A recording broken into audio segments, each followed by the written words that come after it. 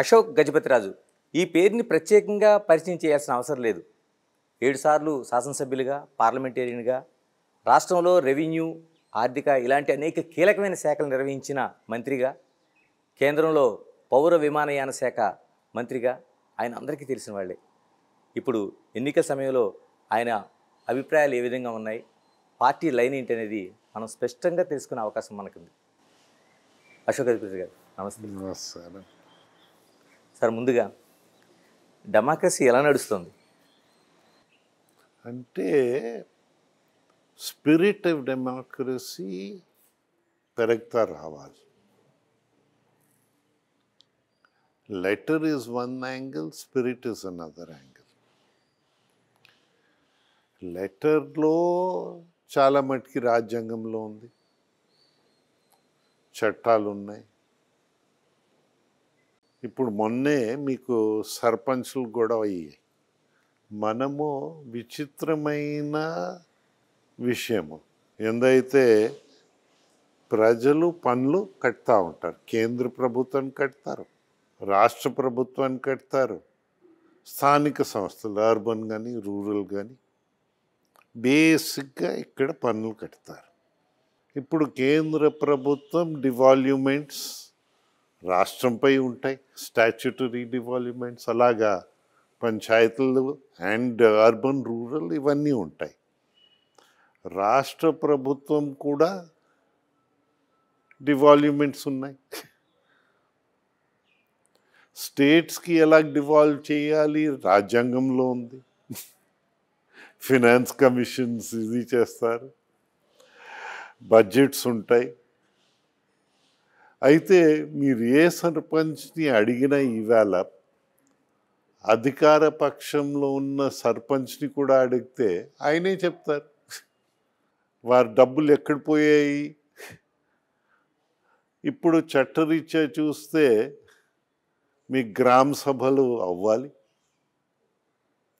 ప్రజలకి తెలియకుండా గ్రామ సభ ఎక్కడైనా జరిగితే ఇట్స్ అ ఫార్స్. కానీ నాకు తెలిసిన మట్టుకి ఎక్కడ ఈ గ్రామ సభలు అవ్వలేదు. ఆర్థిక వ్యవహారాలు గ్రామాల ముందర పెట్టలేదు. So these are all very this thing. ఇప్పుడు సర్పంచ్ కానీ, ఎంపీటీసీ కానీ, అలాగే మేయర్ కానీ, ఇంకోరు కానీ, కార్పొరేటర్ కానీ, ఏదో కౌన్సిలర్ కానీ, ఇవన్నీ దీస్ ఆర్ పబ్లిక్ రిప్రజెంటేటివ్స్. రాజకీయ పార్టీలుగా కక్ష ధోరణి అనేది ఒకటి కొనసాగుతూ ఉంది. ఇది కూడా డెమోక్రసీకి ఎంతవరకు తింటారు? ఏ కక్ష అయినా ప్రజాస్వామ్యాన్ని స్ట్రెంథెన్ చేయదు. ఎనీ టైప్ ఆఫ్ కక్ష, ఏ పార్టీకి? ఏ పార్టీ, ఇండివిజువల్ కూడా. ఇప్పుడు కొన్ని అసోసియేషన్స్ ఉన్నాయి, లాస్ట్ ఎన్నికల్లో పేర్లు అక్కర్లే, ఏదైతే వ్యక్తిగత మా తడాకా చూపించుతారన్నారు. ఎన్నికలు అయిపోయి ఏడుస్తూ ఉన్నారు మా తడాకాలు చూపించి, మాకు ఇది లేదు అది లేదు ఇదంతా అని. తడాకాలు చూపించడానికి ఎన్నికలు కాదు, మన భవిష్యత్ ఏంటి రైట్ ఆలోచన చేయడానికి, చేసి మంచి నిర్ణయానికి వచ్చి మన భవిష్యత్కి మనం నిర్ణయం తీసుకోవడానికి మనకు ఒక అవకాశం.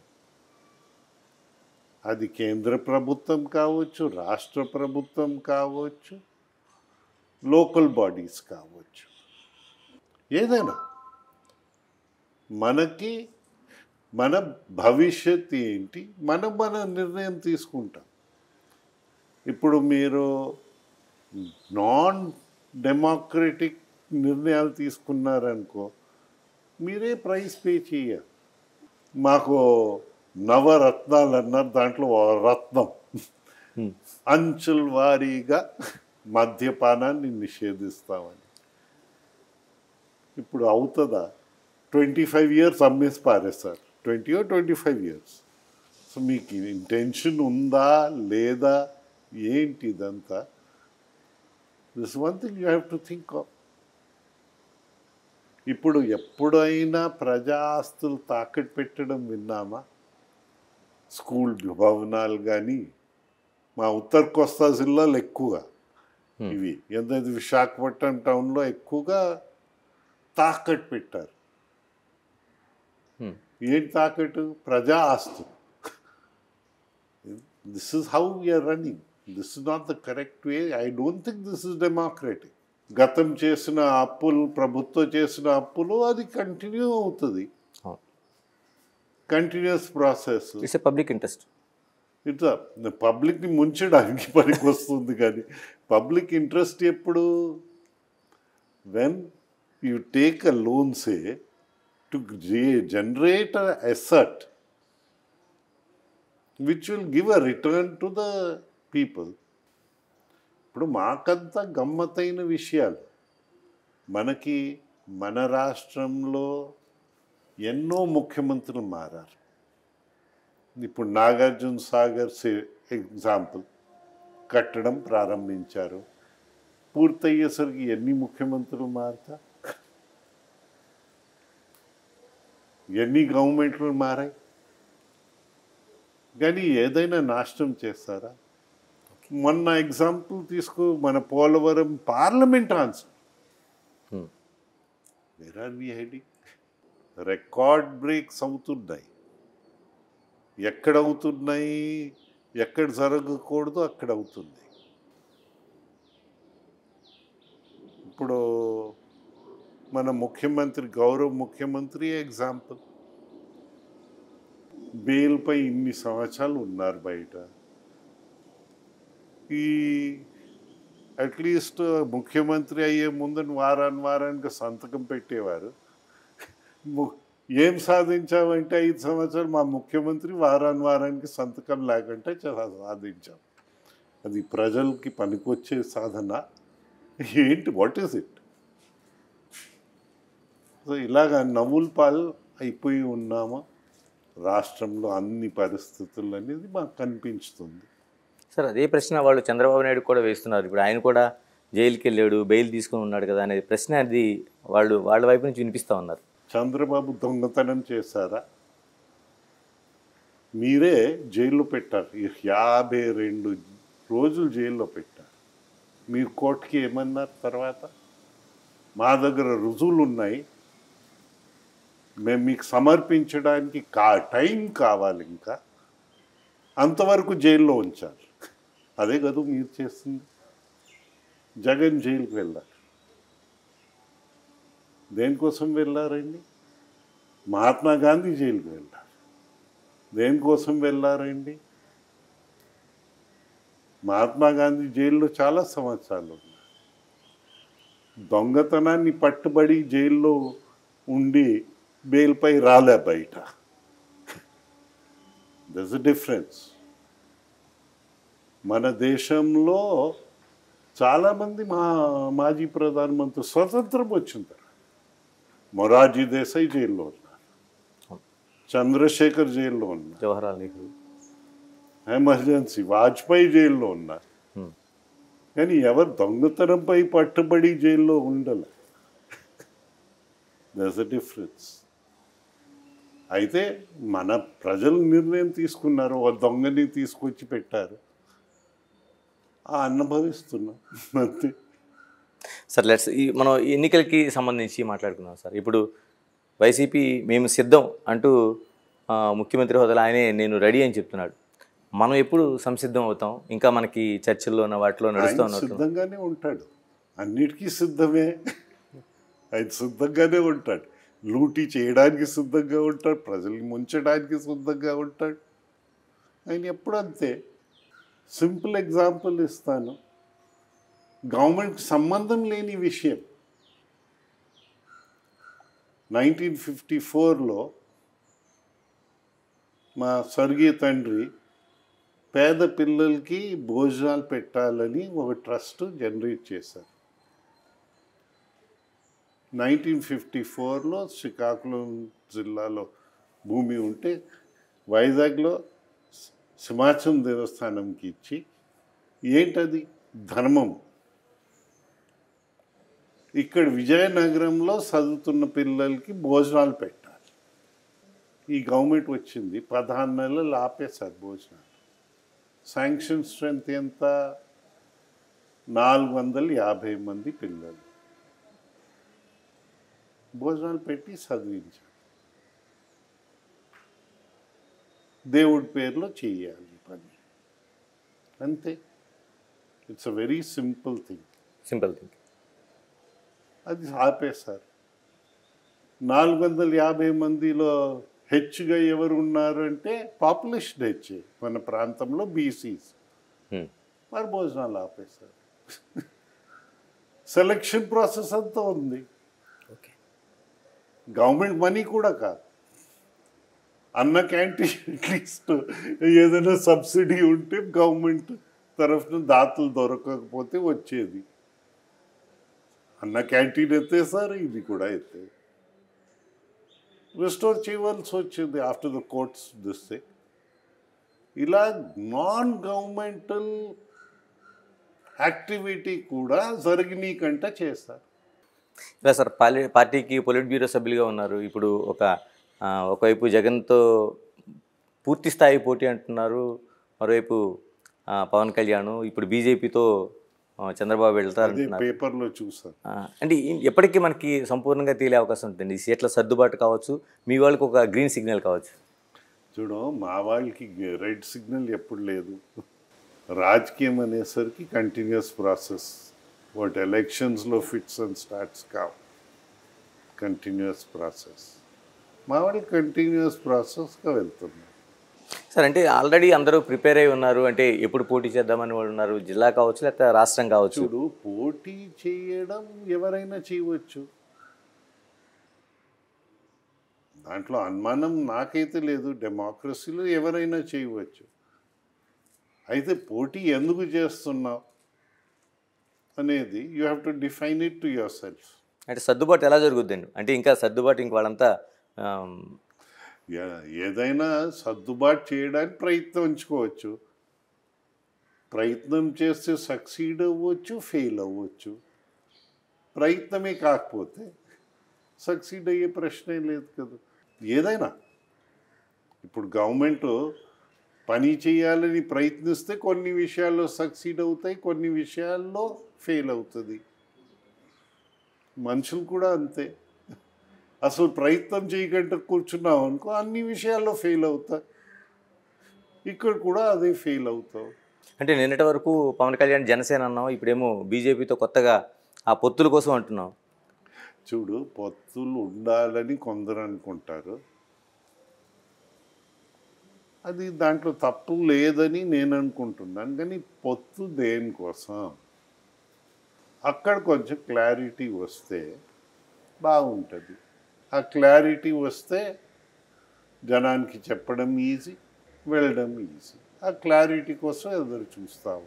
వస్తుందా సార్? ఎందుకంటే ఇదే బీజేపీ ప్రభుత్వం పైన జ్యోతిషం చేయదలుచుకోలే.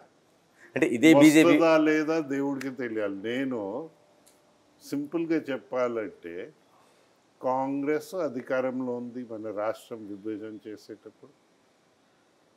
వారు పార్లమెంట్లో కొన్ని విషయాలు అడిగారు, బీజేపీ కూడా ఆపోజిషన్లో ఉండి అడిగారు. కొన్ని అష్యూరెన్సెస్ వచ్చాయి, పెప్పర్ స్ప్రేస్ కూడా వచ్చాయి, రకరకాలు అయ్యాయి, అన్నీ అయ్యాయి.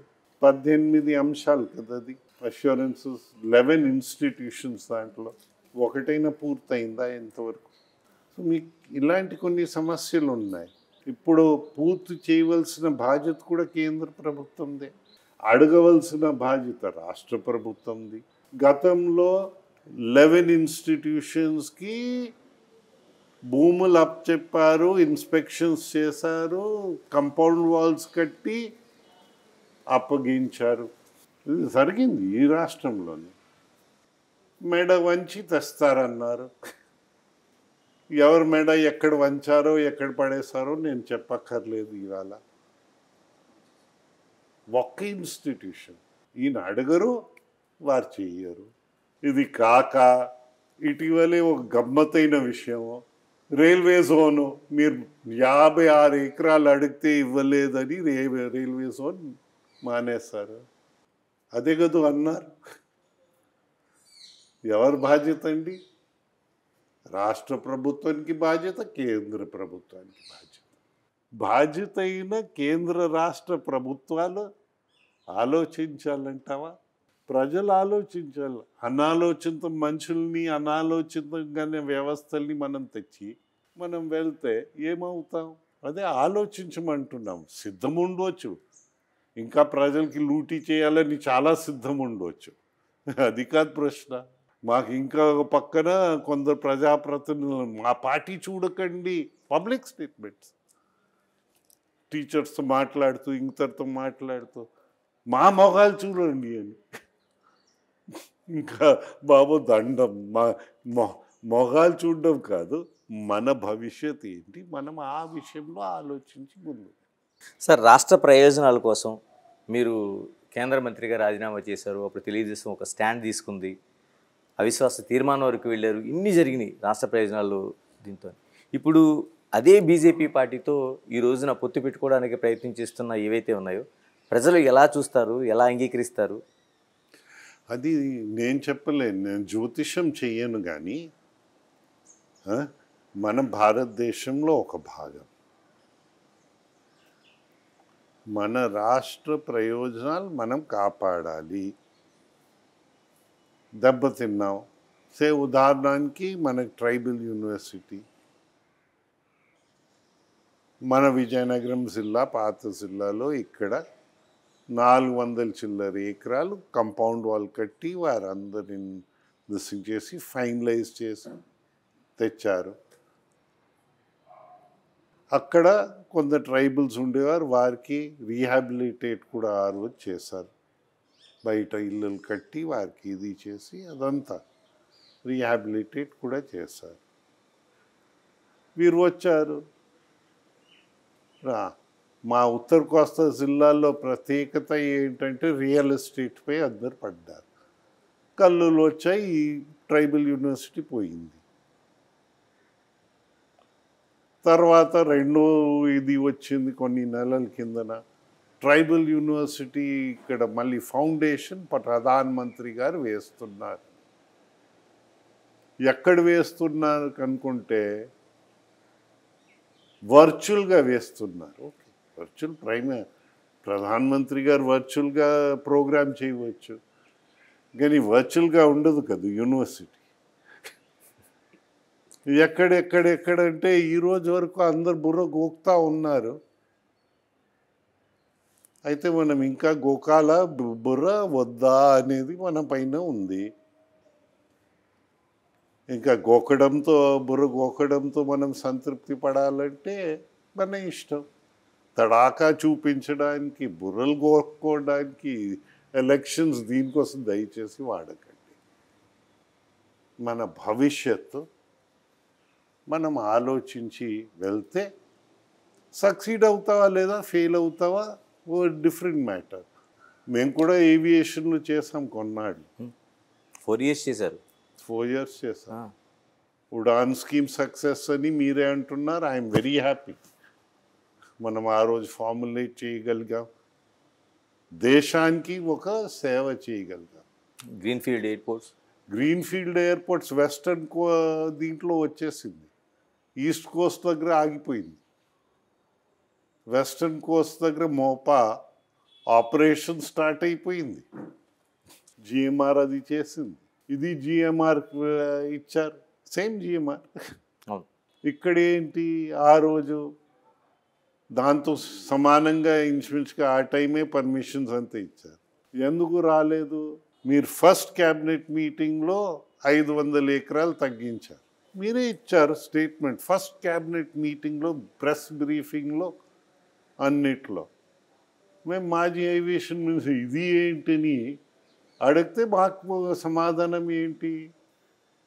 మీకు అడిగే అర్హత లేదట, మీరు ఎన్నికలు ఓడిపోయారట. సరే దండం, అర్హత లేదట. మీరు వెళ్ళలేదు అసలు. అయ్యా, డోంట్ జంప్ టు కన్క్లూషన్స్. పెద్ద కథ. రెండో ముఖ్యమంత్రి కూడా మళ్ళీ ఫౌండేషన్ వేశారు, అదే జిఎంఆర్. మళ్ళీ ఆ ఫౌండేషన్ అయింది. మీకు శంషాబాద్ 8 సంవత్సరాలు పట్టింది. గవర్నమెంట్ అప్పుడు కూడా మారింది. ఫేజ్ మేనర్గా వెళ్ళారు వాళ్ళు. రాజశేఖర్ నాశనం చేయలేదు స్కీమ్ని, పేరు మార్చాడు, ఎన్టీఆర్ పేరు తీసేశాడు, అది వేరే కథ. ఎంఆర్ఓ తీయలేదు, ఏది తీయలేదు, కార్గో తీయలేదు, ఏమీ తీయలేదు. ఎంత ఎంప్లాయ్మెంట్ వస్తుంది అక్కడ? మొన్న జిఎంఆర్ ఇక్కడ వచ్చి వారు భూమి పూజ చేశారు. మీరేం స్టేట్మెంట్ ఇవ్వలే. ఆ భూమి పూజ వల్ల మాకేం అర్థమవుతుంది? ఎంఆర్ఓ తీసేసినట్లు అనిపిస్తుంది. ఎందుకంటే వారు కార్గో గురించి మాట్లాడారు. కార్గో అంటే మన రైతులు, వారి ప్రొడ్యూసు, వారికి ఆ లాజిస్టిక్స్ ఉంటే markets, they can access better markets. ఒకరోజు బెంగళూరు నుంచి వెళ్తే ఒక ఫ్రైటర్, ఎథియాద్ ఫ్రైటర్ వెళ్తుంది. ఏమని తీసుకుంటున్నారు? Flowers, vegetables and meet. 105 tons ఇక్కడి నుంచి కార్గో అబుదాబి, బెంగళూరు నుంచి. ఓకే. సో ఇలాగా ప్రపంచ మార్కెట్స్, బెంగళూరు మార్కెట్కి ఒక రేట్ పలుకుతుంది, చెన్నై మార్కెట్ ఒక రేట్ పలుకుతుంది, ముంబై మార్కెట్ ఒక రేట్ పలుకుతుంది. అలాగా విశాఖపట్నం మార్కెట్ కూడా ఒక రేట్ పలుకుతుంది. కాకపోతే మార్కెట్ యాక్సెప్టబుల్ క్వాలిటీ గుడ్స్కి ఆ లాజిస్టిక్స్ వర్కౌట్ అవుతే మీకు ట్రాన్స్పోర్ట్ వర్కౌట్ అవుతుంది. So cargo is important. MRO ఎంతమంది ఉద్యోగ అవకాశాలు పోయాయండి? శంషాబాద్ వెళ్ళి చూడండి ఎంతమందికి ఉద్యోగ అవకాశాలు ఉన్నాయి అక్కడ ఎంఆర్ఓ వల్ల, మెయింటెనెన్స్ రిపేర్ ఓవరాల్ వల్ల. ఈరోజు మా పిల్లలపై పడితే వారి ఉద్యోగ అవకాశాలు తీసేసి మేము బాగుపడుతున్నామని మీ బాగు చేస్తున్నామని పెద్ద స్టేట్మెంట్లు ఇచ్చి వెళ్తూ ఉంటే ఇంకా ఎలాగ నమ్మంటారు? నాకైతే అర్థమే కావటంలే. ఇంకా 10 years అయిపోతుంది దగ్గర. అది 8 yearsలో కన్సీవింగ్ నుంచి ఆపరేషన్ స్టార్ట్ అయ్యేదా 8 years పట్టింది. అప్పుడు కూడా తెలుగుదేశం హయాంలోని ల్యాండ్ ఎక్విజిషన్ అన్నీ అయింది. ఇక్కడ ఏం చేశారు? నువ్వు రైతులకి 3 రకాల రేట్స్ ఇచ్చావు. రైతుల రేట్స్ ఇచ్చి ఆ భూమితో మీరు వ్యాపారం చేశారు. మీ ₹1,00,00,000 ఎకరాన్ని మీరే ఇచ్చారు. మేము ఆదా చేసామని మీరు పెద్ద స్టేట్మెంట్ ఇచ్చారు. అయ్యా, మీకు ఏ ప్రాంతం పైన ప్రేమ ఉంటే అక్కడ ఇన్ఫ్రాస్ట్రక్చర్ నాశనం చేయరు. This is infrastructure. ప్రేమ ఉంది మీకు 3వ వంతు రాజధాని ఇచ్చేస్తున్నా. మీ బుర్ర 3 చోట్ల పెట్టండి, ఎలా పని చేస్తుంది బాడీ తెలిసి వస్తుంది. సార్, ఇప్పుడు ప్రత్యేక హోదా కోసం అప్పుడు అంత ఉద్యమం జరిగింది, మళ్ళీ అదే తెరపైకి వస్తుంది అంటే ఇది ముగిసిపోయిన అధ్యాయమా, ఇంకా దానికి లైఫ్ ఉందా? మీకు చట్టం చూస్తే 10 సంవత్సరాల్లో ప్రత్యేక హోదా రావాలి. 10 సంవత్సరాలు దాటకూడదు. ఆ రోజే చాలా రాష్ట్రాలు ఉన్నాయి. మన పార్లమెంట్ ప్రొసీడింగ్స్ తీసుకో. It's a limited period of time. ఇప్పుడు ఒప్పుకుంటారా మిగతా రాష్ట్రాలు? ఈ మెడ వంచి తెస్తాడన్నాడు. మేమైతే బయట వచ్చాం, మీరు ఇవ్వటం లేదని రాజీనామా చేసి పదవుల్ని పట్టుకుని వేలాడుకుంటే మీరు ఏం సాధించలేరు.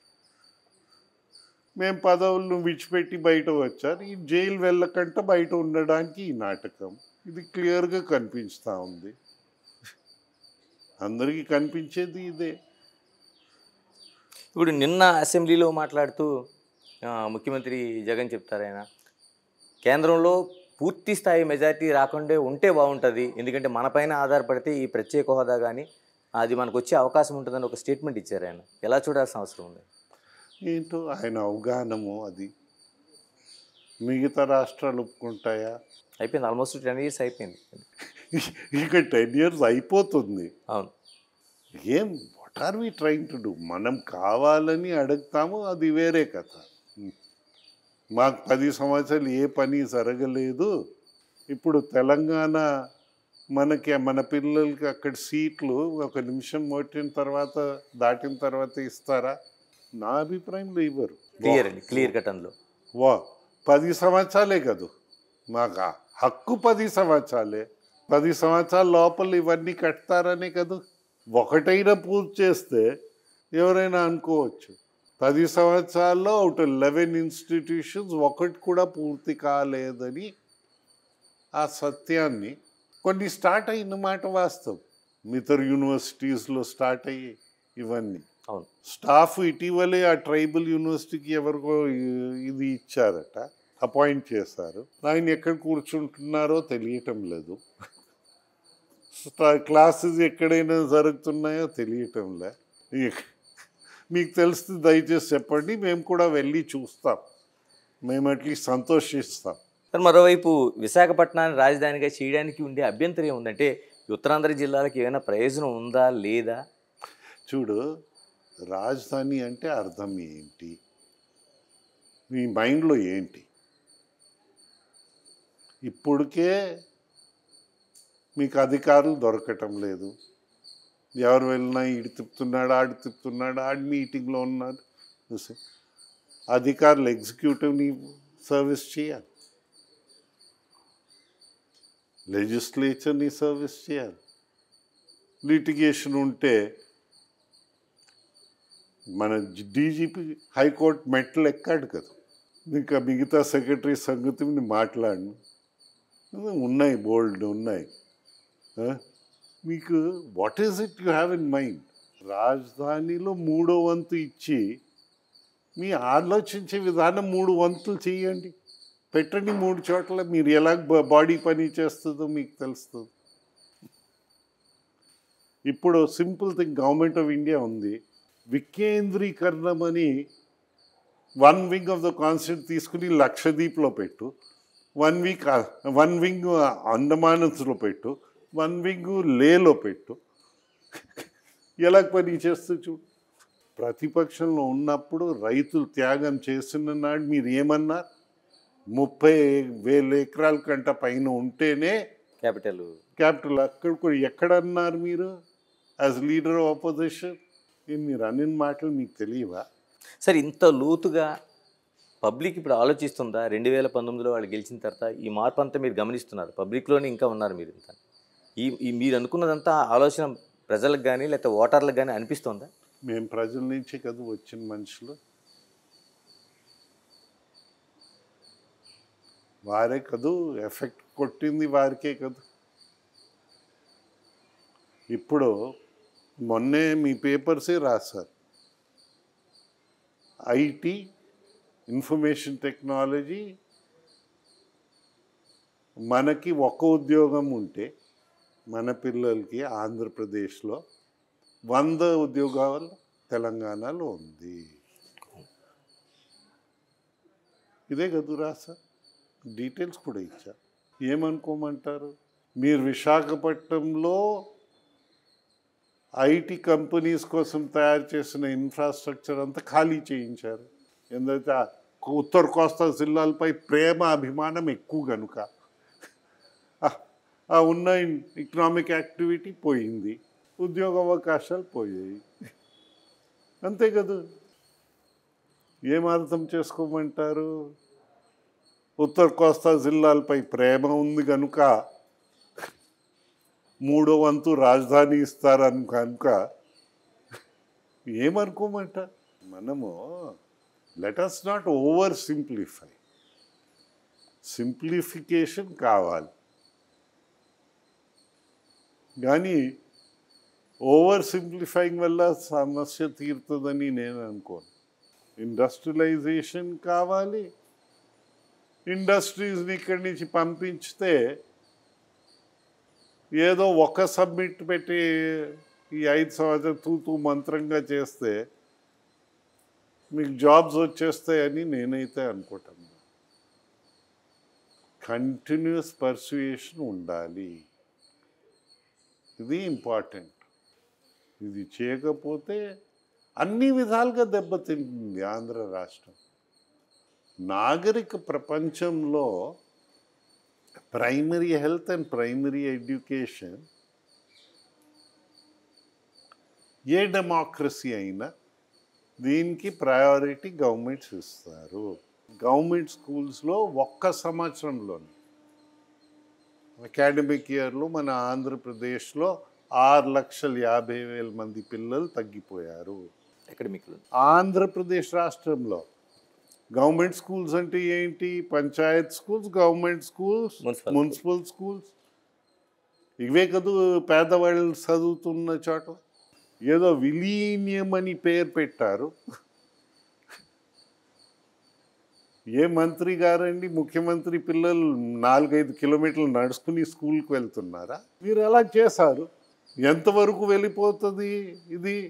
ఇలాగే 5-7 సంవత్సరాలు ఉంటే భారతదేశంలో ఒకటే రాష్ట్రం ఉంటుంది, ఇల్లిటరసీ ఉన్న రాష్ట్రం, నిరక్షరాస్యత ఉన్న రాష్ట్రం, అది ఆంధ్రప్రదేశ్ ఒకటే ఉంటుంది. మేము గణనీయమైన అభివృద్ధి చెందామని మేము సిద్ధమని మీరు వెళ్ళిపోతే మీరు సిద్ధం ఉండవచ్చు, జనం కూడా అది ఇలాగే తన్నులు, మేము కాదు తన్నులు తినేది, మా భావితరాలు కూడా తన్నులు తినాలని తెలుగు వాళ్ళు వస్తే అయిపోయి. సరే, ఇప్పుడు ఈ పరిస్థితులన్నీ చూస్తుంటే మార్పు అనివార్యం అనేది లీడర్లు అందరూ చెప్తున్నారు. ప్రత్యేకంగా తెలుగుదేశం, జనసేన లాంటి బల్లవిధి మరి చెప్తున్నాయి. మీరు జోస్యం కాదు, కానీ మీకేమనిపిస్తుంది? వీరు ఇలాంటి ఇది వెళ్తే మన భవిష్యత్ మనమే నాశనం చేసిన వాళ్ళు అవుతాం, అంతే. ఏంటి సార్, ఈసారి అశోక్ గజపతిరాజు గారు పోటీలో ఉంటారా? అసెంబ్లీకి వెళ్తారా, పార్లమెంట్కి వెళ్తారా? ఎందుకు మమ్మల్ని పంపించడం? మేము ఇంట్లోనే ఉంటాం. మేము ఈ బిల్లోనే మేము 50 సంవత్సరాలు ఉన్న మనిషిని. నేను ఏ ఇల్లులు మార్చి అద్దె ఇల్లులు కాదు మావి, ఇక్కడే ఉంటాం. పోటీకి దూరంగా ఉంటారు.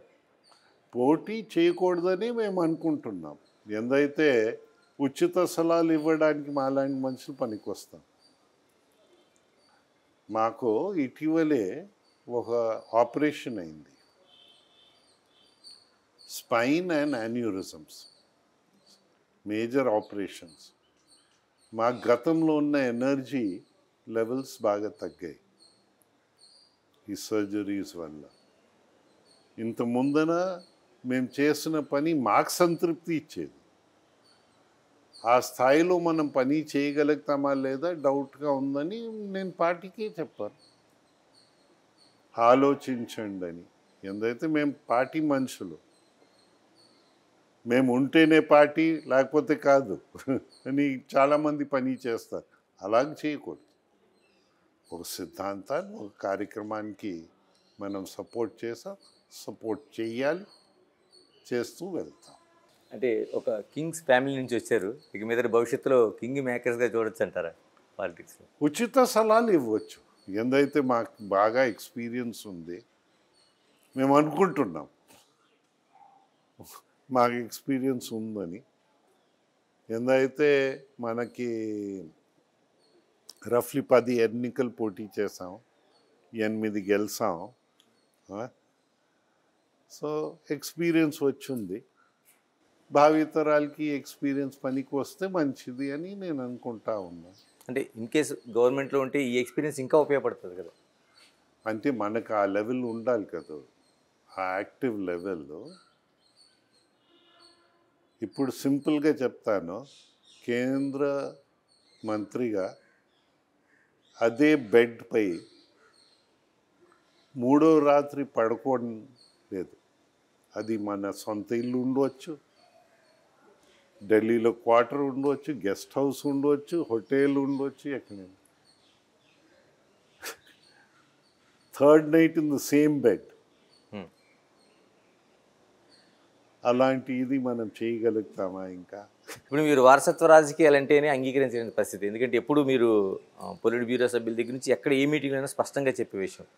ఇప్పుడు మీ కుమార్తె కూడా లాస్ట్ టైం పోటీ చేశారు, ఇప్పుడు మళ్ళీ పోటీ చేయడానికి సిద్ధంగా ఉన్నట్టేనా? అది పార్టీ నిర్ణయం తీసుకుంటారు కదా, నేను కాదు కదా నిర్ణయం తీసుకునేది. లాస్ట్ మినిట్లో పార్టీ పోటీ చేయమన్నారు, వారు చేస్తారు. పార్టీ నిర్ణయం తీసుకుంటారు. ఎలా ఉండబోతుంది సార్ ఇప్పుడు జనసేనతో పవన్ కళ్యాణ్తో ఒక ప్రయాణం అనేది ఆల్రెడీ ఒక చాలా ఒక బాండింగ్తో నడుస్తూ ఉంది. ఒక కదలికైతే వచ్చింది, కదలికైతే కనిపిస్తుంది అన్ని చోట్ల. సీట్ల సర్దుబాటు కూడా అలా జరిగే అవకాశం ఉంటుందని. జ్యోతిషం నేను చెయ్యను కదా, అంటే చాలా చోట్ల మీ గ్రౌండ్ లెవెల్ వారు వెళ్ళి వారు చెప్పని జ్యోతిషం నేను చెయ్యను. సార్ మీ వ్యక్తిగతంగానే అడుగుతున్నాను, సమాజంలో చాలా మార్పులు వచ్చినాయి, రాజకీయాల్లో కూడా చాలా మార్పులు వచ్చినాయి. అశోక్ గజపతిరాజు గారు డబ్బులు ఇవ్వరు, ఈ రోజులు డబ్బులు ఇస్తే కానీ ఓట్లేసే పరిస్థితి లేదు, మద్యం పంచరు మీరు, తర్వాత ఏ విధమైన ప్రలోభాలు చెప్పరు, ఏదైతే వాస్తవం ఉందో అక్కడికే మీరు పరిమితం అవుతారు. ఇలాంటి రాజకీయాలు నిజంగా ప్రజల్లోకి వెళ్తున్నాయంటారా, వాళ్ళు అంగీకరిస్తున్నారా, వీలాంటి వాళ్ళని ఏమైనా వాళ్ళు యాక్సెప్ట్ చేసే పరిస్థితులు ఏమైనా కనిపిస్తున్నాయా? చూడు, ఇప్పుడు పార్టీ మీరు పోటీ చేయమంటే అడిగేటప్పుడు మీరు గెలిచే అవకాశం ఉందనే కదా పోటీ చేయమంటారు, లేకపోతే చేయమని అనరు కదా. That is one type of indication. అయితే ఏంటంటే మీరు మీ సిద్ధాంతాలకి నిలబడకపోతే మీరు ఎందుకు ఉన్నట్టు? ఇప్పుడు ప్రస్తుత నవరత్నాలు అలా తయారవుతాయి, ఎవరు చెప్పక్కర్లేదు, అందరు అనుభవమే అది. రత్నాలని వాడు రత్నం అనవచ్చు, ఇదంతా బోగస్ అని నమ్మేవాళ్ళు ఎక్కువ జరగవచ్చు. ఓకే, నువ్వు అమ్మకానికి అనుకో పెట్టావు నీ ఓటు, ఎవరు కొంటారు నీ ఓటు? వ్యాపారం చేసేవాళ్ళు, రాజకీయ వ్యాపారం చేసేవాళ్ళు, అంతే కదా. దానివల్ల మీరు జీవితం బాగుపడుతుందా? అనాలోచితంగా వెళ్ళి మన భవిష్యత్ బాగుండాలనుకుంటే బహుశా ప్రపంచంలో ఎక్కడ జరగలే, మన దగ్గర జరుగుతుందని నేను అనుకుంటాను. సక్సెస్ స్టోరీస్ ఉంటాయి, ఫెయిలియర్ స్టోరీస్ ఉంటాయి, పార్షియలీ సక్సెస్ ఉంటాయి, పార్షియలీ ఫెయిలియర్ ఉంటాయి. ఇప్పుడు సింపుల్ థింగ్, మన దేశం మొత్తం తీసుకో, first prime minister non aligned అన్నారు, ఎక్స్టర్నల్ అఫైర్స్ నీట్గా తీసుకెళ్లారు. నాన్ అలైన్డ్లో మన ప్రస్తుత ప్రధానమంత్రి ఏం చేస్తున్నారు? మల్టీ అలైన్డ్ అంటున్నారు. చేసిన పనులు తేడా ఉందా ఆ నాన్ అలైన్డ్కి మల్టీ అలైన్డ్కి? నా అభిప్రాయంలో లేదు. ఇది కూడా సక్సెస్ స్టోరీ. మధ్యలో కొందరు ప్రధానమంత్రులు పడుకుని ఉన్నారు. మీకు ఎగ్జాంపుల్గా చెప్పాలంటే నరేంద్ర మోదీ గారితో నాకు పని చేయడానికి కొంత అవకాశం కలిగింది, చేస్తాం మంత్రిగా. అప్పుడు ఎన్ని దేశాలకి భారతదేశం క్యాబినెట్ మినిస్టర్స్ విజిట్ చేయలేదని 10 సంవత్సరాల నుంచి ఆ లిస్ట్ తీసుకుంటే నాకు 3 దేశాలు ఇచ్చారు వెళ్ళి వారితో మాట్లాడడానికి. Countries like Georgia, Armenia. So వెళ్ళాం. ఆర్మీనియా అక్కడ ఏంటన్నారు మనకి, మేము ఇన్ని సంవత్సరాలు we have been supporting India even against Pakistan or any this thing in the UN or China or whatever. They are supporting us. Our ministers have been coming to India.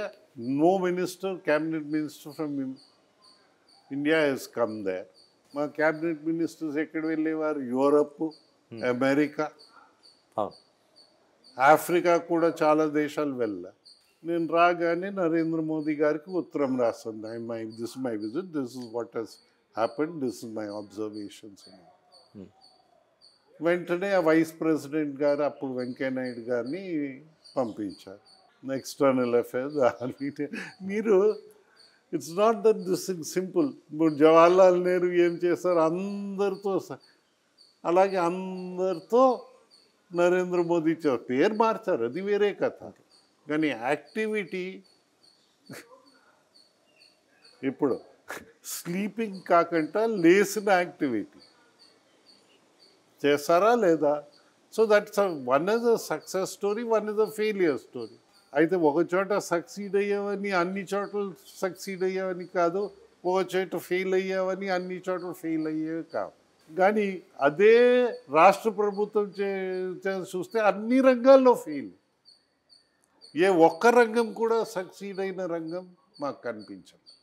మీకు కనిపిస్తే చెప్పండి.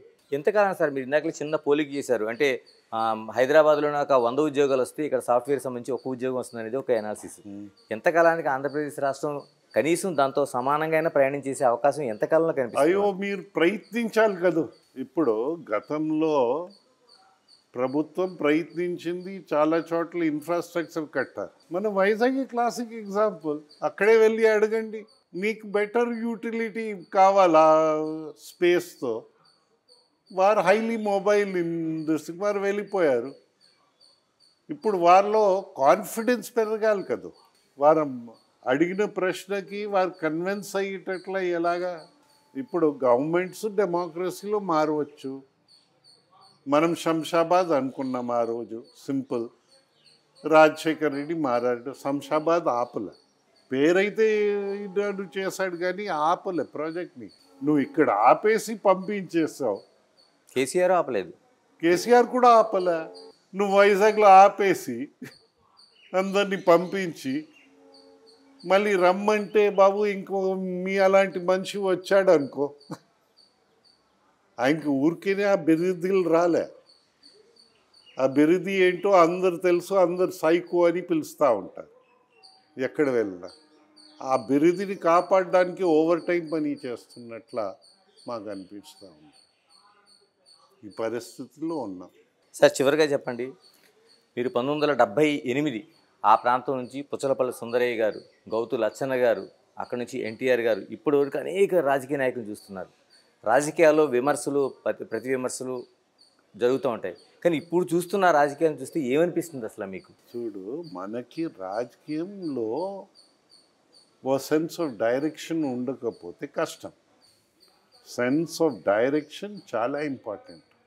సెన్స్ ఆఫ్ డైరెక్షన్ వచ్చేస్తే కొన్ని విషయాల్లో succeed అవుతాం, కొన్ని విషయాల్లో అనుకోలేని విధంగా అనుకునే స్థాయికి సక్సీడ్ కాకపోవచ్చు, కానీ డైరెక్షన్ ఉంటుంది. ఇప్పుడు డైరెక్షన్ లెస్ అయిపోయింది. ఇప్పుడు షర్మిల గారు కాంగ్రెస్ అధ్యక్షులు, ఇన్నాళ్ళకి తర్వాత ట్యూబ్లైట్ వెలిగినట్టు స్పెషల్ స్టేటస్ గురించి మాట్లాడారు మొన్న. అంతే కదా. ఇప్పుడు మీకు రాష్ట్ర ప్రభుత్వం కానీ కేంద్ర ప్రభుత్వం కానీ ఇది continuous process, fits and starts కావు.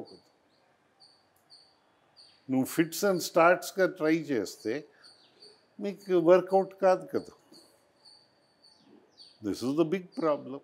సో కంటిన్యూస్ ప్రోగ్రామ్స్ అవ్వాలి, కంటిన్యూస్ వర్క్ అవ్వాలి. Thank you sir, thank you very much.